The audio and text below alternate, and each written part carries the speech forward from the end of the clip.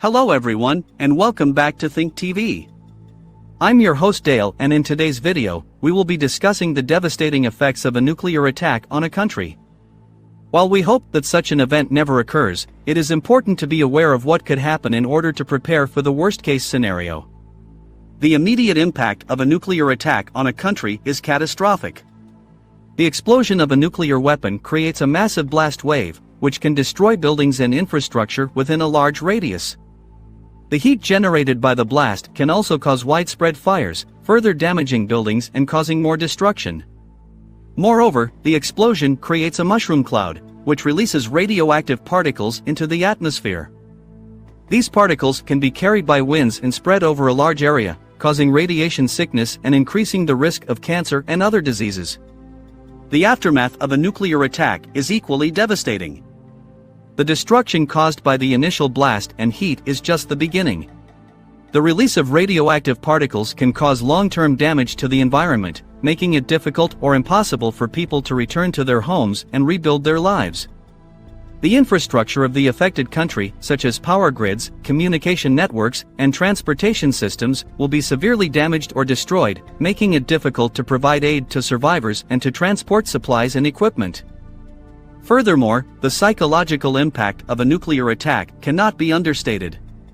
Survivors may suffer from post-traumatic stress disorder, PTSD, and other mental health issues, and the fear and trauma caused by the attack could linger for generations.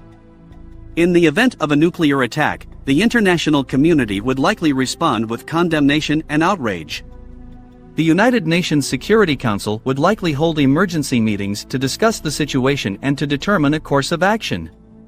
Countries that possess nuclear weapons, such as the United States and Russia, would likely be involved in the response, as they have the capability to launch retaliatory strikes.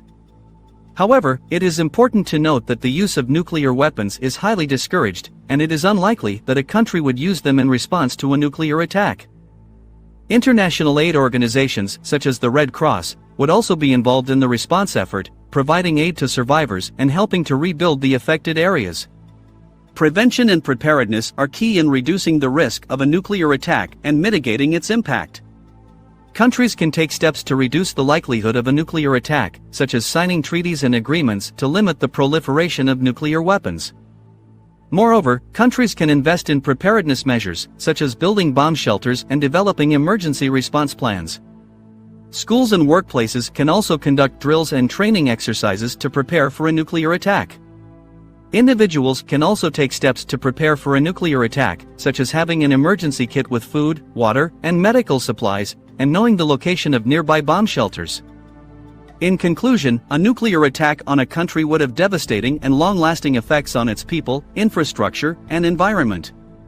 While we hope that such an event never occurs, it is important to be aware of the potential impact and to take steps to prevent and prepare for it.